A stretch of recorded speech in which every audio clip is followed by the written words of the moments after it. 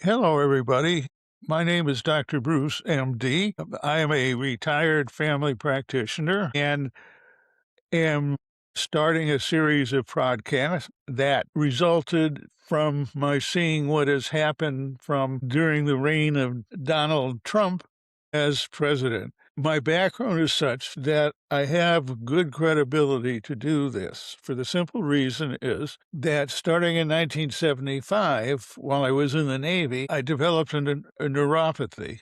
That neuropathy was diagnosed as a sensory and motor neuropathy, peripheral, meaning it didn't affect my brain at all. Now, that might have been better if it did, but it didn't. Retire from my family practice back in January of 1974. But having a normal mind, an inquisitive mind, I started looking for things to do. I found two. One, I got my first computer in 1996. From that, I learned how to scan postage stamps into the computer. And by doing that, I moved it over into Adobe Photoshop, and I discovered I could make perfectly normal pieces of art that looked fabulous on the wall for the simple reason I was allowed to modify all kinds of things in the Photoshop. That was occupied me for about till around 2009, after which my neuropathy advanced. I can no longer do that. The second one, and most important, is indulging in my passion for history. Now, I have always had a passion for history, and if I'd not gone into medicine, probably would have ended either in U.S. or world history, college level or high school level, either one. And at that time, A&E had spun off the History Channel now. And so I had started paying attention to their documentaries before I retired, but as soon as I retired, I had lots of time to find what to do. And the problem was that with all that time, I couldn't do much or anything, even though I could still drive. So I started following all the historical documents that the History Channel had made. They made a lot, and they were magnificent and beautiful. Now, when I saw one that interested me and I wanted to make sure the facts were right, I'd go online and go to various websites to check them out that were related to that particular document. The most important thing is earlier in my life, I was taught that you just don't rely on one source. You need at least three, if not more. So I spent time researching each and every documentary that I watched, including later on. The most interesting thing is on one documentary, I thought they had made mistakes. And so I went online and double-checked everything and discovered that the mistake was mine. They had gotten something right that I didn't know anything about. So that built my confidence. So what to do next? Other things that have part of my background that are important that I've been through. I worked for the county of LA for a year. I went to the Navy for 2 years. I then did emergency room work at a busy emergency room in the San Fernando Valley. And when I ran out of gas with that, I ended up with a good practice opportunity. And I practiced family practice for 16 years until basically I ran out of gas. Sensory neuropathies wear you out very rapidly, and they slowly progress. So I realized I was at the end point, so what I did was next. I had to retire. Both of my doctors, a physical medicine specialist and a neurologist, agreed with that, and thus I retired. And at that point, I started watching the documentaries much more. I tried to watch everything initially related to American history, but as time went on, I tried to catch world history too and learned an awful lot that the History Channel did. One was on all the Roman emperors, going in order. Others, I read one about Sun Tzu's The Art of War. And there are others, one about Genghis Khan, Confucius, Lao Tzu, all those Oriental gurus. And I read about Western European history. And I finally got to the point where I decided I had to write. And I wrote my first book, which really doesn't have much to do with history. It's more philosophy. And that was Journey into the Wellness Zone. Next, I started my second book in 2021 when I realized that Donald Trump, after being defeated by Joe Biden, was not going to go away. and he was scary to me. And because of my background in psychology, which a good family practitioner has to use almost every day, and that included 2 update courses, postgraduate seminars given by University of California, San Diego that were outstanding. The first one was Updates in Psychiatry back in 1991, and the second was Sexual Trends in the late 90s, which was a very, very good update. Each of the classes were 20 hours apiece, so it was 40 hours total. I did many other classes, too. I tried to stick to one a year while I was in practice, and they were all good, and it kept me very current in all of the things I was doing. In addition to that, I helped start and establish the bioethics committee at my local hospital and was chairman until I had to retire at the end of 1993. Anything else? I joined a fledgling hospice in 1979 and stayed on the board until 2020. The main thing about staying on the board, though, I also, the first 7 years, became its medical director and an active medical director. Now, all of my work with hospice has been donated. I viewed that as kind of like a payback to the community because the community needed it badly. In 1979, there was no hospice, no organized hospice. As far as I know, the only ones in Ventura County where I practice, there's one in Camarillo and one in Santa Barbara. And there wasn't much money. You had to hustle to get known. And there were very good people in that hospice, and we built up a very good functional hospice. And I remained with the board after I retired. I came back because my practice got too busy for me to do any hospice work. And I came back in 94 and remained until 2020.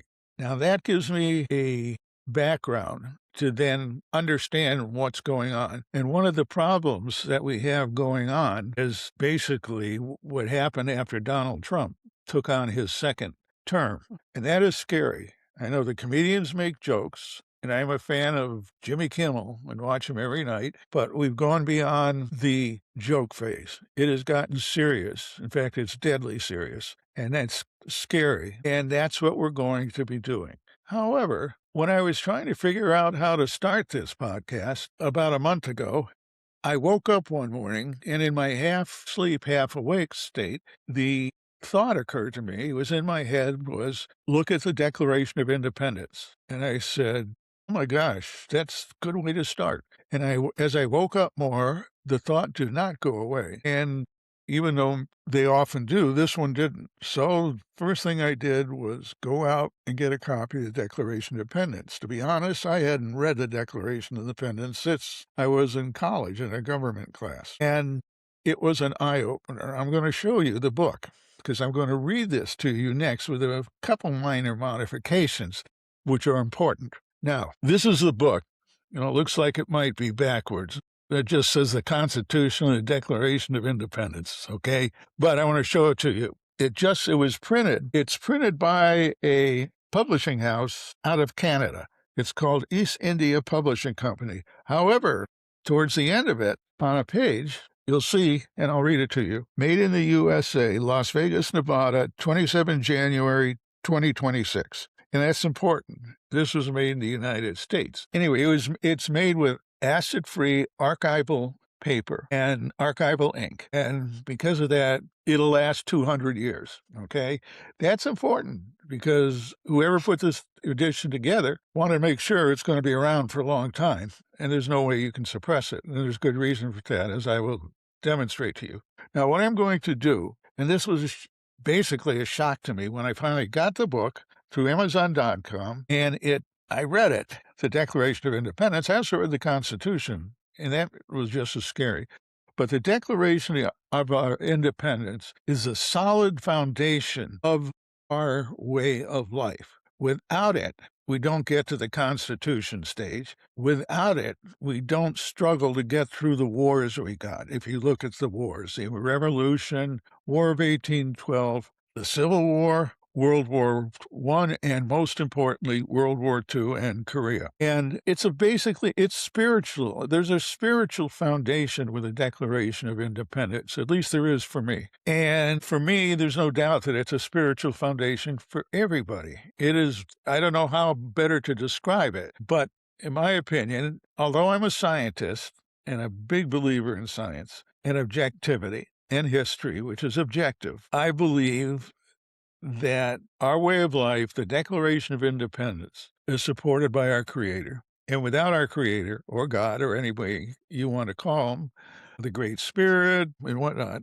Allah, etc. But without that, we don't get here, okay? We have all been supported by our Creator, and most importantly, in the past, our Creator started us and helped us start with the Declaration of Independence. Now, the Declaration of Independence is man-made, okay? It was written, the ideas initially were written down by Thomas Paine, and then Thomas Jefferson got the assignment to write it up. He had about a month and a half to get it written up from the end of April 1776 till July 4th, 1876. Got that? Now, I'm going to read it to you now. There's nothing less exciting than watching and listening to somebody doing a podcast while reading to you, okay? So I made one change. In the beginning, when Jefferson refers to King George III, I substituted Donald Trump, okay? And as he goes through it and lists the grievances that the United States had with King George and the parliamentary people who were the real bosses behind King George, he lists the grievances, and every place he says I've added Trump in place of he. And this was such an eye-opener to me. I couldn't believe it. When I got the end of it, I was in shock. I looked at it, and then I felt there was pain in it. How could an American do this? And do this to us, to me, to us, to every human being in this country? We all kind of fell for it. And he's kept us confused while he's been in charge, to the point we don't know where to start to fix the system and get rid of him. And that's going to be tough. It won't be easy. Thomas Paine said in his American Crisis that tyrants, once they get in power, are hard to get out. And let me tell you, truer words have never been spoken. Now, when I go through this, you'll see what shocked me. After I got over being shocked, I became angry. I said, how did we let a guy like this try and take over the country the way he's done? And then I got angry. You know, my father was in the Navy in World War II. I was in the Navy between 1974 and 76. This country has meant a lot to me. I am grateful for where I am and grateful for the freedom that we have here. It's not easy. We all have to work. You know, as Barack Obama said, freedom isn't free, which means you come over here, you got to work. So this is what made me angry. And this is what makes me start the podcast by reading the Declaration of Independence. Again, it's as written. There are a couple lines that might be fuzzy, but what struck me, being in the age of 80, was how clear Thomas Jefferson wrote it. I never realized the clarity and the depth and the meaning that he wrote in that independence with only a month to write it before the 4th of July. But he did it, and it's beautiful. And to me, it's spiritual, okay? We fight for our freedom, okay? Without that freedom, without the wars we fought, we wouldn't be where we are today. The fact of the matter is, it's because of that freedom that the human race has advanced technologically to where it is today, 250 years later. If you step back and look at history, you just can shake your head, because with God knows how many thousands of years of human history, how the hell did we do all this in 250 years? Why? Why? Because we were free. And why? Because we took in people from other countries without questions. And they produced a lot of the people produced a lot of important parts of the revolution, as well as important technological developments. Now, later on in the podcast, I'm going to go through the American history that I have. As I said, it's the real and unvarnished history. It is not negative. It's real. I researched it. I edited it, and I uploaded it, chose the cover, and then it was published through Amazon.com. and it's available through Amazon.com under the name Bruce M. Dichter, MD, which is my name. So it's easy, and I will carefully, as we go through all this, give you my resources so you can go check them out yourselves. And I found it to be going through the history just to see what's real was very interesting and enlightening. No one has tried to hide this. We just have so many different things in our history that they get overlooked. And educators for kids in junior high and high school will try and shorten it just to make it easy. So, without ado, I'm now going to start reading the Declaration of Independence. In Congress, July 4th, 1776, the unanimous declaration of the 13 United States of America. When in the course of human events it becomes necessary for one people to dissolve the political bounds which have connected them with another, and to assume among the powers of the earth the separate and equal station to which the laws of nature and of nature's God, which is our Creator, entitle them, a decent respect to the opinions of mankind requires that they should declare the causes which impel them to the separation. We hold these truths to be self-evident, that all men are created equal. Now, that's generic men. It includes women, so don't worry. They are endowed by their Creator with certain unalienable rights, that among those are life, liberty, and the pursuit of happiness, that to secure those rights, governments are instituted among men, deriving their just powers from the consent of the governed, that's us, that whenever any form of government becomes destructive to these ends, it is the right of the people to alter or abolish it, and to institute new government, laying its foundation on such principles and organizing its powers in such form as to them shall seem most likely to affect their safety and happiness. Prudence indeed will dictate that the governments long established should not be changed for light and transparent reasons. In other words, you just don't go out and change it every other day because you don't like it. Accordingly, all experience has shown that mankind are disposed to suffer while evils are sufferable, than to right themselves by abolishing the forms to which they are accustomed. Sorry about that. But when a long train of abuses and usurpations pursuing invariably the same object evinces a design to reduce them under absolute despotism, it is their right, it is their duty to throw off such government and to provide new guards for their future security. Such has been the patient sufferance of these colonies, and such is now the necessity which constrains them to alter their former systems of government. The history of the President Donald Trump of the U.S. is a history of repeated injuries and usurpations, all having in direct object the establishment of an absolute tyranny over these states. To prove this, let facts be submitted to a candid world. Okay? Got that all. That's why the next page and a half are a listing of these facts. 1. Trump has refused to assent in laws the most wholesome and necessary for the public good. Trump has forbidden his governors to pass laws of immediate and pressing importance unless suspended in their operation till his assent should be attained, and when so suspended, he has utterly neglected to attend to them. Got that? Trump has refused to pass other laws for the accommodation of large districts of people unless those people would relinquish the right of representation in the legislature, a right inestimable to them and formidable to tyrants only. In other words, let's turn everybody into tyranny. He's already done that.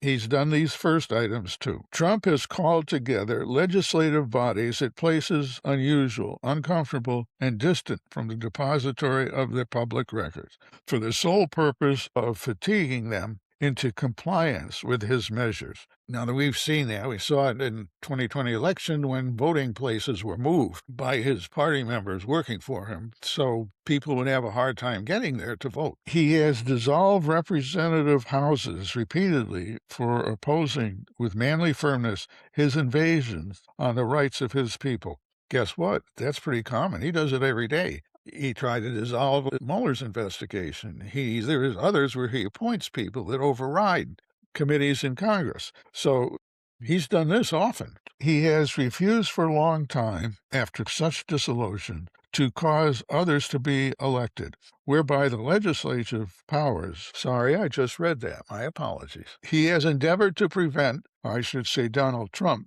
has endeavored to prevent the population of these states, for that purpose obstructing the laws of naturalization of foreigners, refusing to pass others to encourage their migration here, and hither, I should say, and raising the conditions of new appropriations of land. Donald Trump has obstructed the administration of justice by refusing his assent to laws for establishing judiciary powers. He basically refusing nothing. He just ignores them and got away with it. He has made judges dependent upon his will alone for the tenure of their offices and the amount and payment of their salaries. Any federal judge he can fire at any time, okay, basically. And he can cut their salaries for that matter. Donald Trump has erected a multitude of new offices and sent hither swarms of officers to harass our people and eat out their substance. Well, as we can tell, that's exactly the definition of ICE, as it is today. Has kept among us, in times of peace, standing armies without the consent of the legislature. Two examples of that: when he brought Army troops into Southern California in early 2025, and when he brought armies of ICE. And it's the same thing. Okay, got that? And I don't remember if I read you this, but I'll do it again. He has kept among us in times of peace standing armies without the consent of our legislatures. It's worth reading that twice. He has affected to render the military independent and superior to the civil powers. That's a first. And except for World War II, that's never happened before. Donald Trump has combined with others to subject us to a jurisdiction foreign to our Constitution and unacknowledged by our laws, giving his assent to their acts of pretended legislation. Hey, that happens every day. He lies about it, he creates a smokescreen, and goes about it without any conscience or compassion. Okay, the very definition of a dictator. For quartering large bodies of armed troops among us, ICE, and they are armed troops, for protecting them by mock trial from punishment for any murders which they should commit on its inhabitants of these states. Now, we know of 3 very public cases.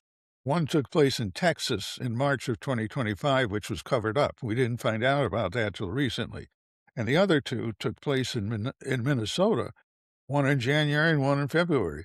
2 completely innocent civilians who had no business with trying to interfere with ICE in any way, and they just plain out and murdered them both without trying to ask them, talk to them, or anything. This is, in my opinion, as grievous a sin as any that occurred by the British prior to the Revolution. One thing I'd like to say is Nicole Good was a school teacher who's dropping her own kids off at school. And when she left, she was just trying to go home. The other was a ICU nurse named Preddy.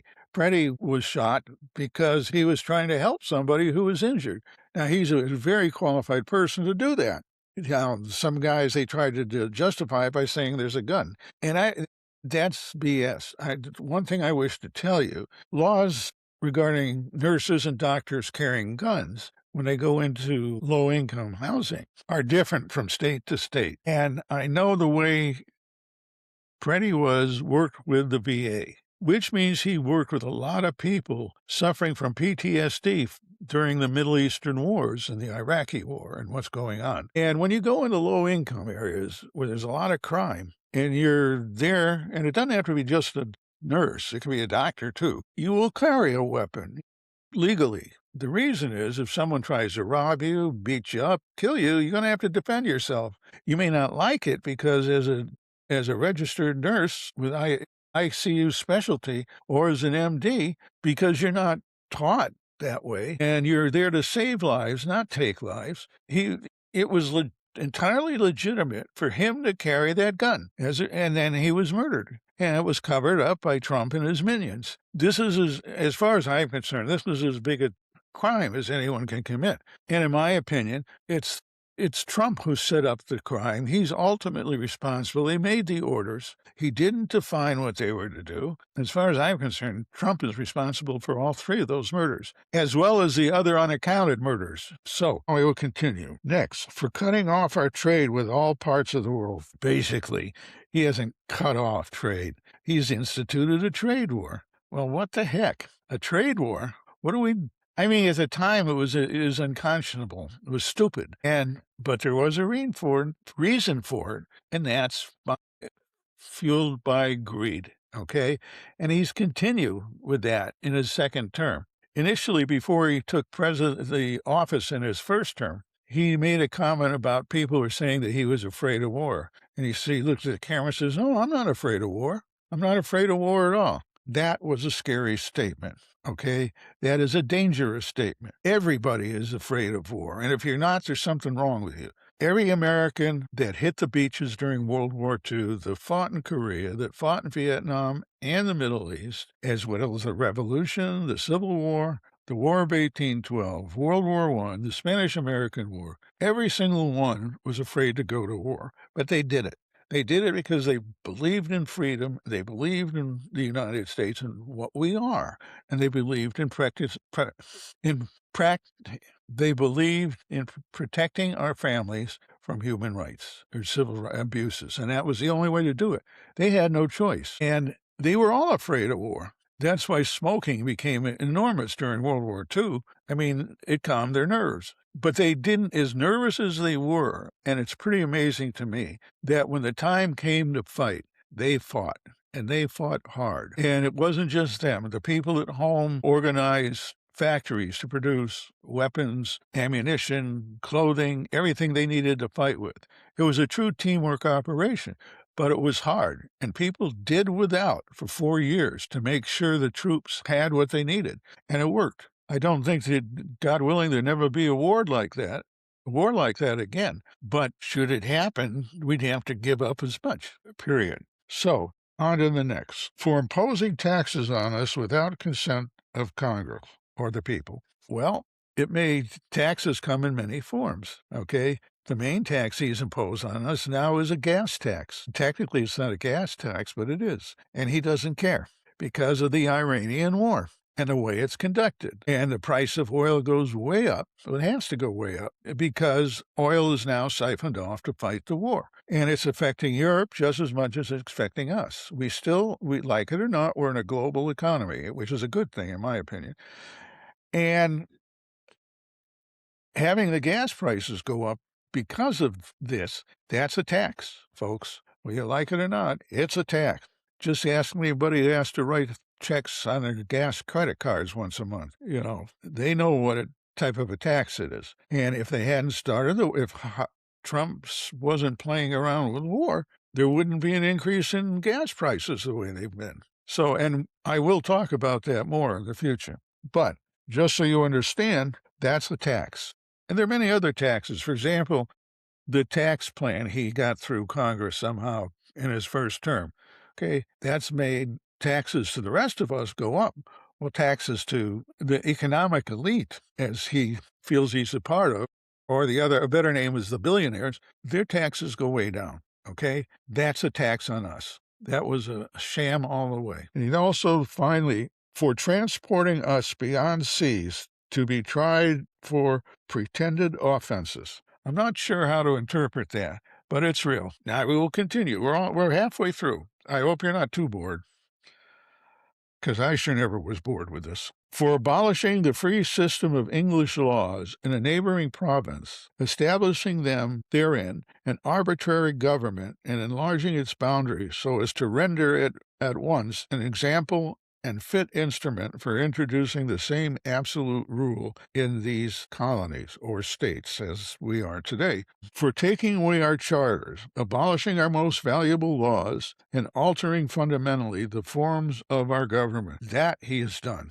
In fact, he does that every day. For suspending our own legislatures and declaring themselves invested with power to legislate for us in all cases whatsoever. Themselves in this case means King George and the Parliament. So in this case, it means Donald Trump. You can read it as, for suspending our own legislature and declaring himself invested with power to legislate for us in all cases whatsoever. That's nasty, but he's doing it. He has abdicated, Donald Trump has abdicated government here by declaring us out of his protection and waging war for us and against us. And he is waging war. We have been in the midst of a political civil war since January 21st, 2017, when he took office the first time. Donald Trump is at this time transporting large armies of foreign mercenaries. Well, he's transporting large armies of our own here to complete the works of death,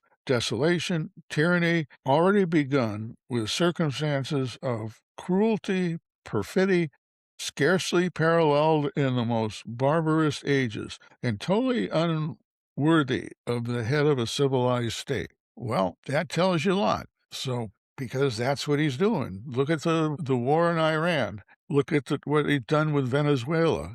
There are political ways to do this, and I'm not going to go into that now. I will be in the next podcast. He has constrained our fellow citizens taken captive on the high seas or in other lands to bear arms against their country, to become the executioners of their friends and brethren, or to fall themselves by their own hands. Got that? That's brainwashing people into attacking their own, which unfortunately has happened. He has excited domestic insurrections among us. Donald Trump has excited domestic insurrections among us and has endeavored to bring on the inhabitants of our frontiers, the merciless Indian savages, whose known rule of warfare is an undistinguished destruction of all ages, sexes, and conditions. Calling Native Americans savages, in retrospect, by the way, I'm criticizing, I'm a little uncomfortable with this. But if you've seen Ken Burns' recent documentary on the revolution, you'll understand it. But it wasn't their way of warfare, basically, is the same way that the Muslims are conducting warfare across the world. The Middle East, obviously, Afghanistan, partly in Pakistan, and other countries. Okay. And Native Americans' way of fighting 250 years ago is no different than the way of fighting that the Muslims are using today. So that's a good comparison, because that way of fighting is barbaric, period, and should have been dispensed with 100 years ago. In every stage of these oppressions, we have petitioned for redress in the most humble terms. Our repeated petitions have been answered only by repeated injury. A prince or president whose character in this is thus marked by every act which may define a tyrant, is unfit to be the ruler of a free people. Got that? Nor have we been wanting in attention in our British brethren, and we can say in our Republican brethren. We have warned them from time to time of attempts by their legislature to extend an unwarrantable jurisdiction over us. We have reminded them of the circumstances of our emigration and settlement here. We have appealed to their native justice and magnanimity, and we have conjured them by the ties of our common kindred to disavow these usurpations, which would inevitably interrupt our connections and correspondence. They, too, have been deaf to the voice of justice and of consanguinity. We must therefore acquiesce in the necessity which denounces our separation and hold them as we hold the rest of mankind, enemies in war, in peace, friends. We therefore, the representatives of the United States of America in General Congress, assembled appealing in in the supreme judge of the world for the rectitude of our intention, do in the name and by the authority of the good people of these colonies, or good people of these states, solemnly publish and declare that these united colonies are and of a right ought to be free and independent states, that they are absolved from all allegiance to the British Crown, and that all political connections between them of Great Britain, of the state of Great Britain, is and ought to be totally dissolved, and that as free and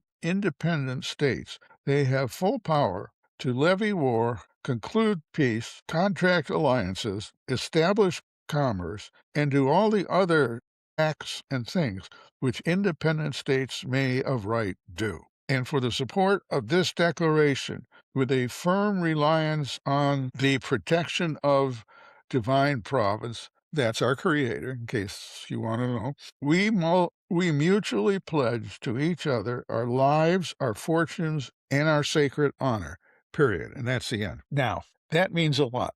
When I finished that, as I said, I was shocked. Not so much by the language, I guess, but as I read through it, I realized that Trump and the people behind him that were aware of, mostly the Republicans currently in both the Senate and the House, have literally shredded the Declaration of Independence. And after being upset, feeling the pain behind all this, I got angry. It was all replaced by anger. Now, I didn't lose my temper. I don't believe in losing tempers. Okay, I do believe in getting angry and knowing that you're angry because that's healthy.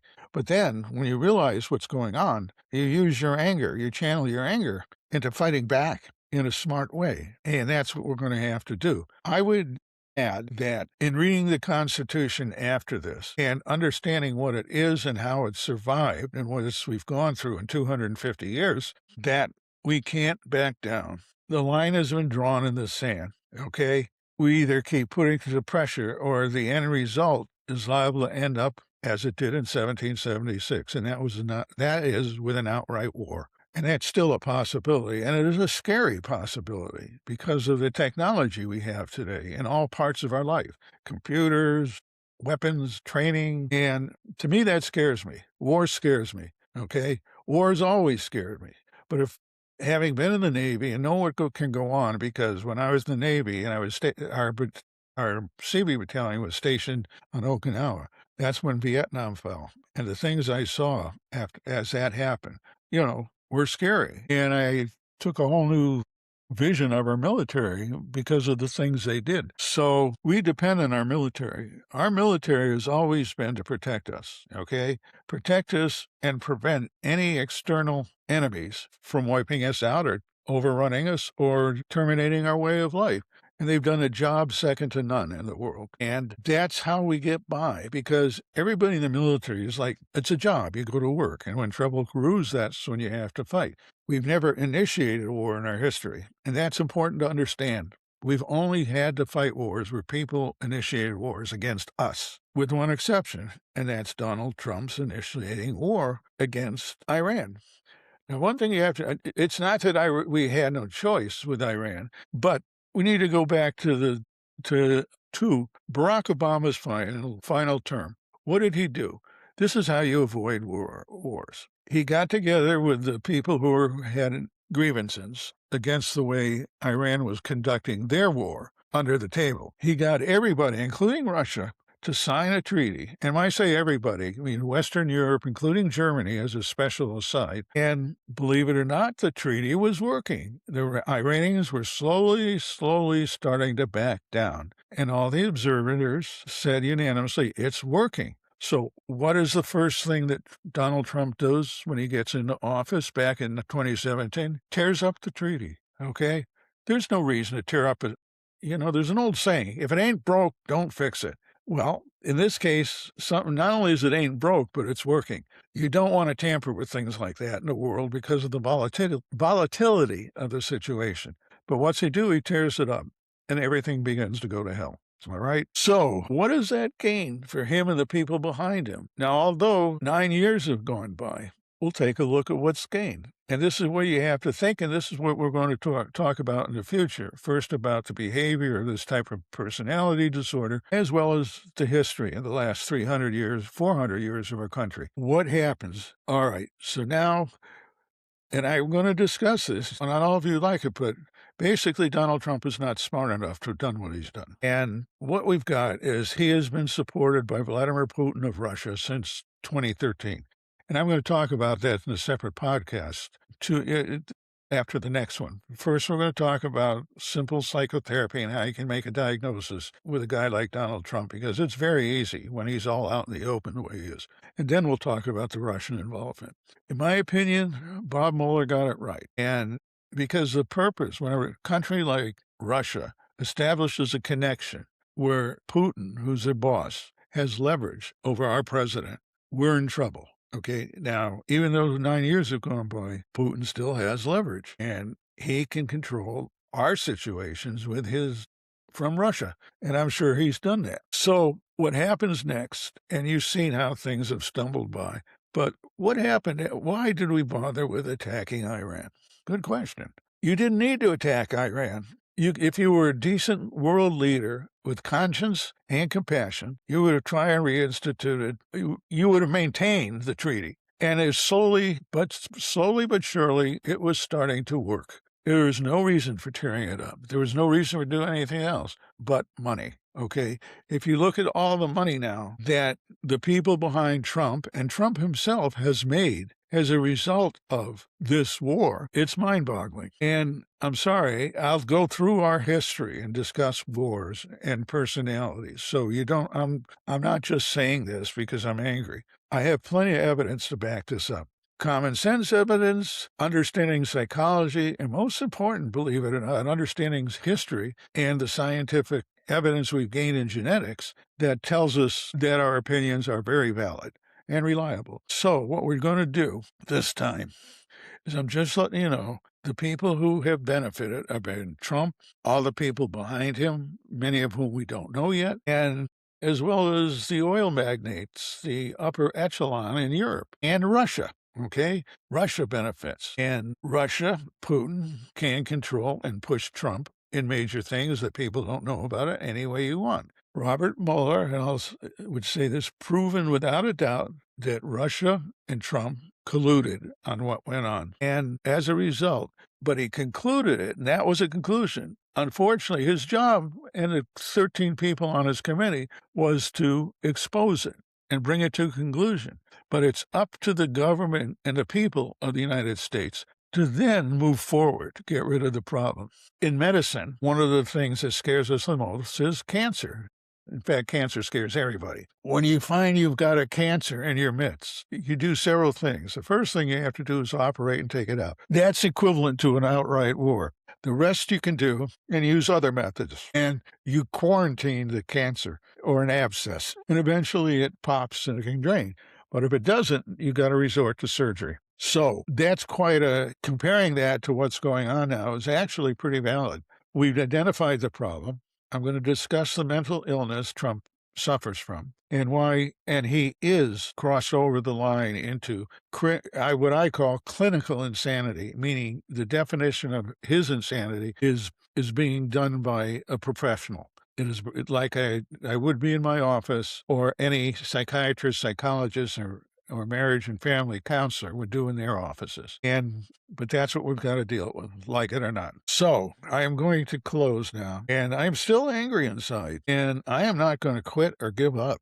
And everybody has to understand this. When you read the Declaration of Independence and you think about what's transpired in the last 15 months, it's a shock.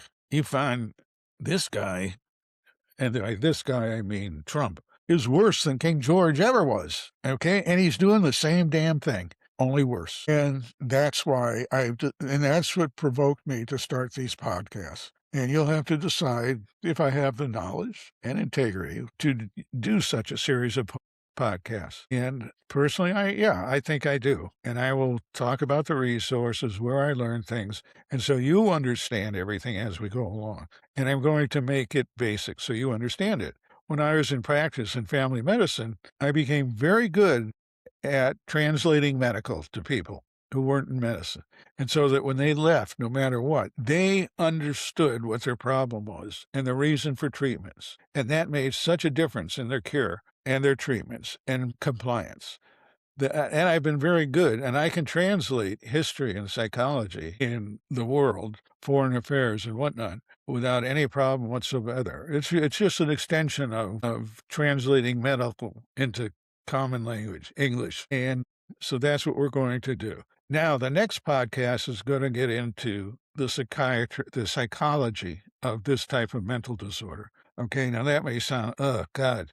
But remember, I'm making it short and interesting and easy to understand and point out why along the way. You won't be bored, I promise. And you won't be bored by anything else I put in my podcast. And you'll find that you enjoy it. You enjoy getting the knowledge because it makes you stronger. It makes it harder for any crooked politician like Trump to fool you. And in the future, we will be much better off because of it. So with that, I'm going to close. Today is April 20th, 2026. Thank you.